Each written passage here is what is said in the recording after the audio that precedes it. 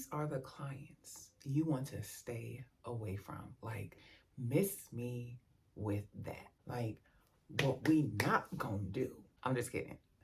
Hello, beautiful people, bazillionaire agents. See what I did there? It's Natasha Bazil with SoulByNat.com. Also, Nat Knows Real Estate, where you're watching this or you're listening on my podcast, The Ugly Side of Real Estate. Yes, you know I wrote a book called The Ugly Side of Real Estate. Over here, we talk about all things real estate career related. Even the ugly side, it is not always pretty or glamorous, but it can be beautiful. We are talking about 3 types of clients that you can do without.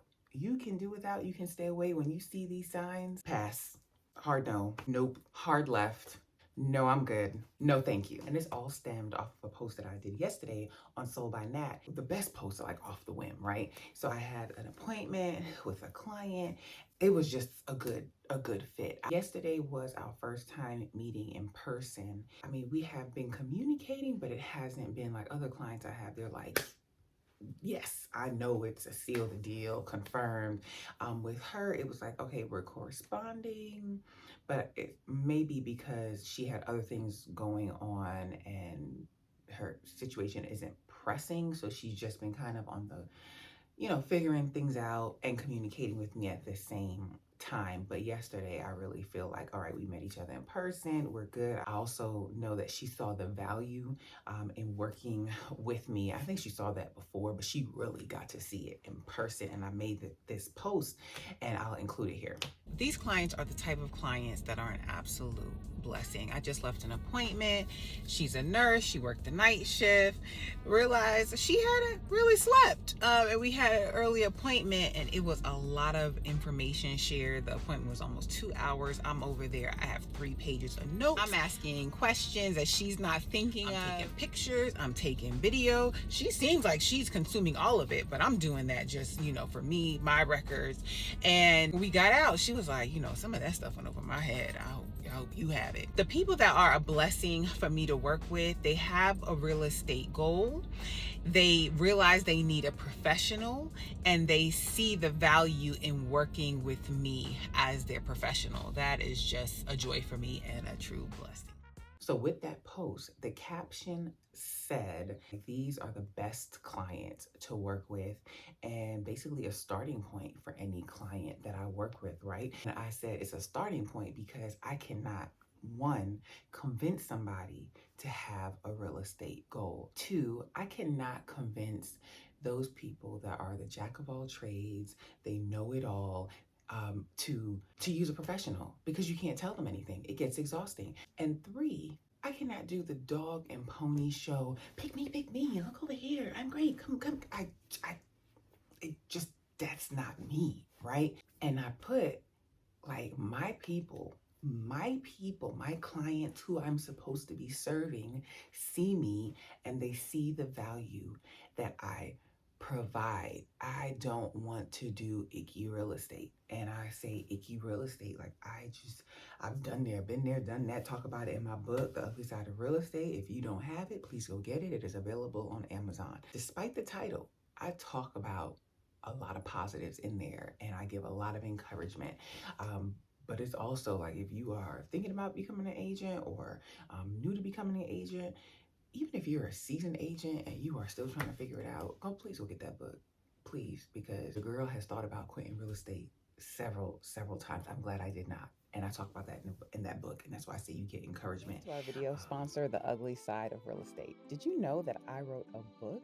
Yes, and it's available on Amazon. Just type in The Ugly Side of Real Estate, and I so appreciate your support. And if you're interested in sponsoring a video, please go ahead and visit this. You get encouragement to turn not only your business around, but also your mindset around, all right? So after posting that, I got a call from one of my colleagues. We're in a group together, a mastermind together. We meet monthly, and she was like, listen, that post hit home with me. You are so right. She said she had somebody call on her listing and she was trying to get information and the listing was already in the contract. So she's like, okay, well, what else can I, what else are you looking for? The man didn't even want to give her his name. Like, he was so guarded and so, and she was like, you know, all right, sir, you're apparently you're just not the client for me to work with. And all right, next. Like, you gotta have that mindset. Like, all right, next. Put a pin in that because we're gonna come back to that. And then I also shared that I had a listing, and someone called in that they wanted to see it. I referred it to another agent to handle, and the guy gave his email address. He gave me his email address. Did he give his name? I think it was just his email address, but he wanted to see the house.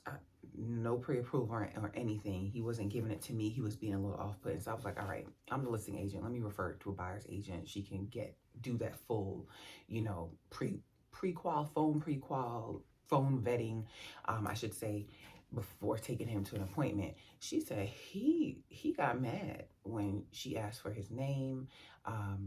Even when I asked him about pre-approval, don't worry about it. I have plenty of money. I have plenty of money.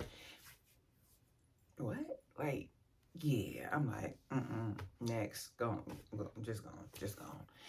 And I did ask my sellers at the time. I was like, listen, this is what we have going on. Do you want him inside your house? Because I put it on them. I didn't feel comfortable with it, but I did give them that option. So let's talk about why you want to stay away from these 3 types of clients. Trust me, I get it. When you're new to the business, when you're hungry for business, you're willing to work with any and everybody. Been there, done that. Been burned several times.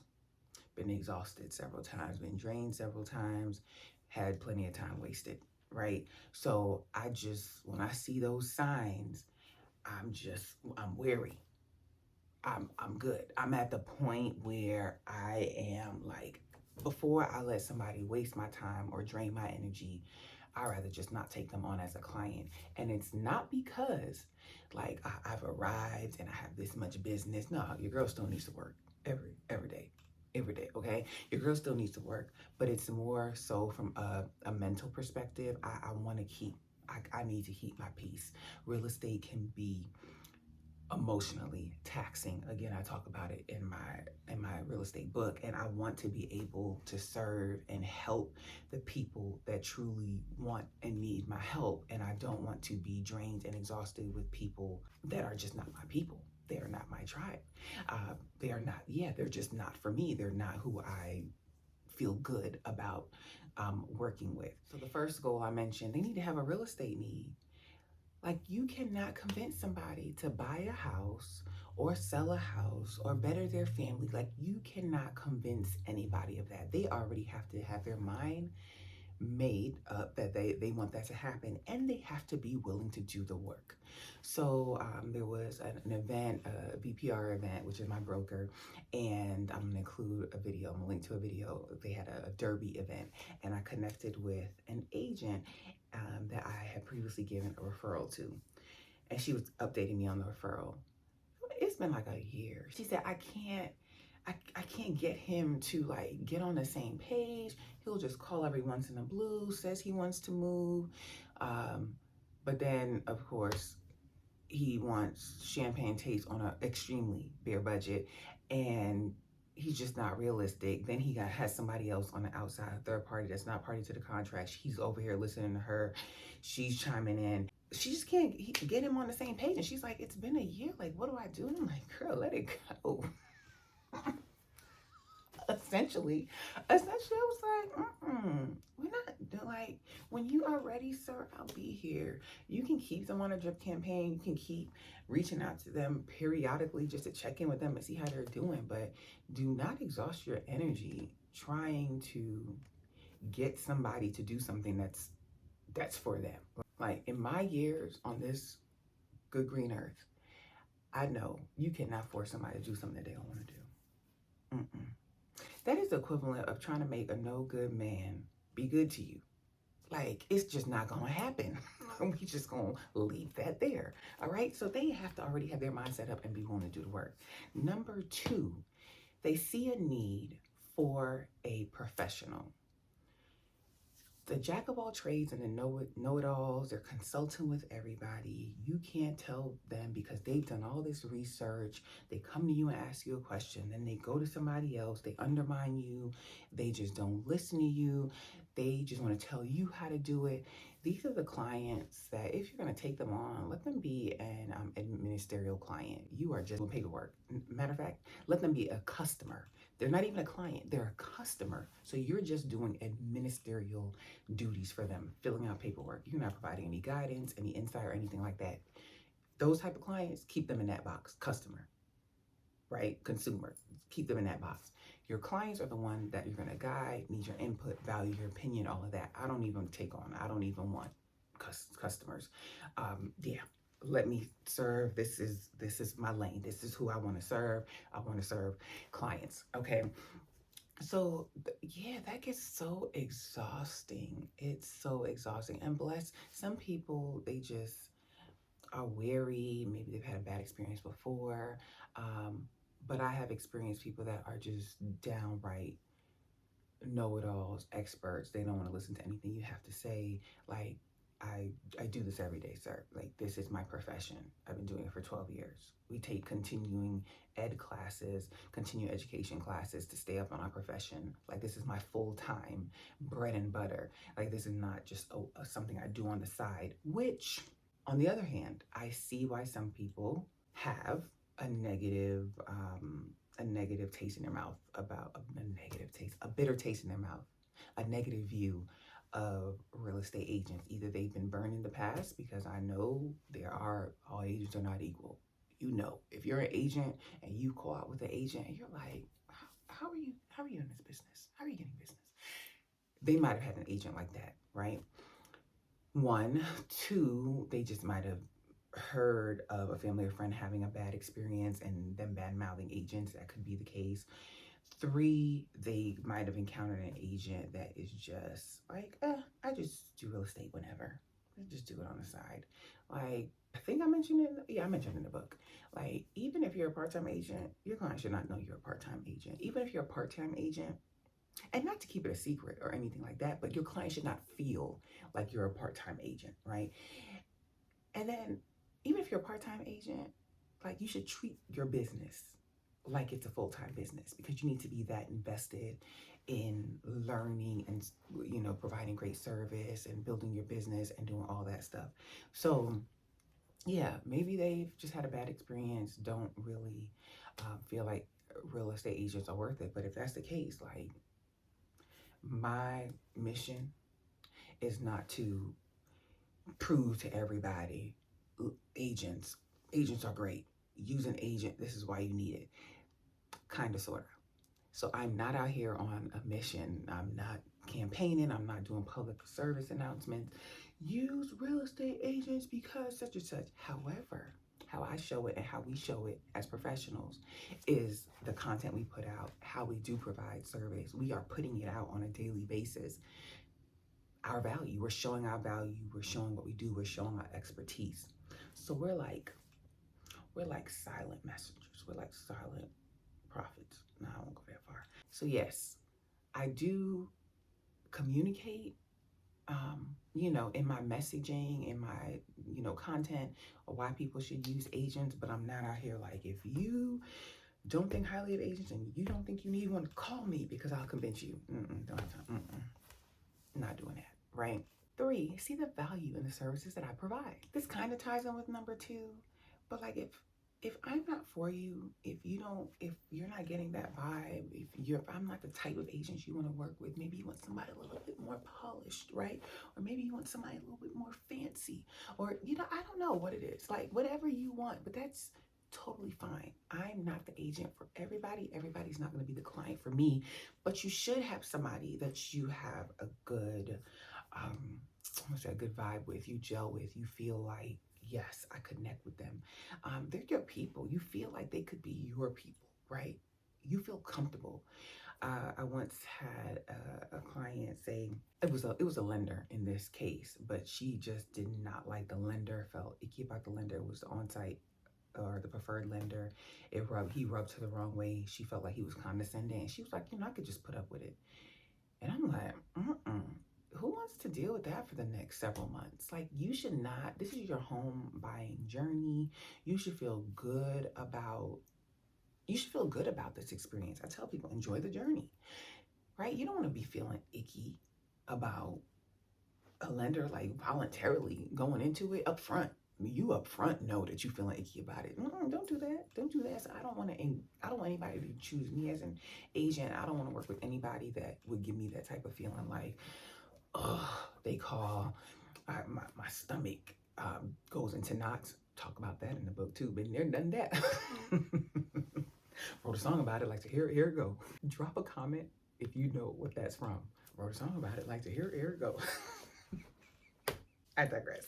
But yeah, they just want to have to see my value, and I have to show them my value, and that's where they learn me, and I'm totally fine with home buyers consultations, explaining, answering questions, doing all of that. But I'm not going to do a dog and pony show. I'm not going to do that. I have done that when it does not feel good. And I'm just trying. I keep trying to hopefully pick me, like hopefully, or see me, or like that's. I don't want to operate in that space.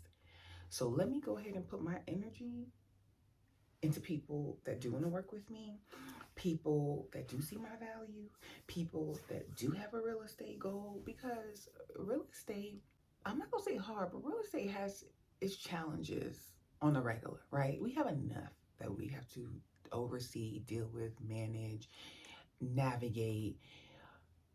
So I at least want the clients I'm working, at least start with me here. Let this be my starting point. You have a goal, you see a need for a professional, and you see the value I provide. Let's start on that playing field, and then let's go here to the closing table. But if I have to start down here by trying to convince you that you need to buy a house, or why you should not go buy this new car before you buy this house, or why you should not trash your credit because you've been leasing for the last 10 years, and your landlord's about to sell your house, but you don't want to get your credit together. Okay, that's then I don't want to start here trying to go back and forth with you because you know everything about everything. Like we're not even over here at the playing field to start moving forward, right? And then I don't want to have to be doing a dog and pony show because you don't even really want to work with me. Like you just undermine me, you don't value me. I don't want to work with anybody like that, right? I don't want to start here.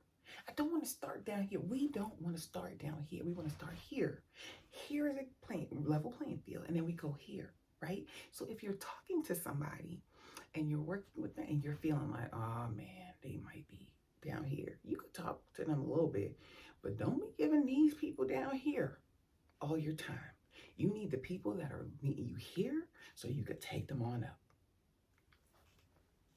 All right, that's it. That's all I got. I think this video is going to be way longer than I expected. I hope you picked up what I was putting down. Yes. All right.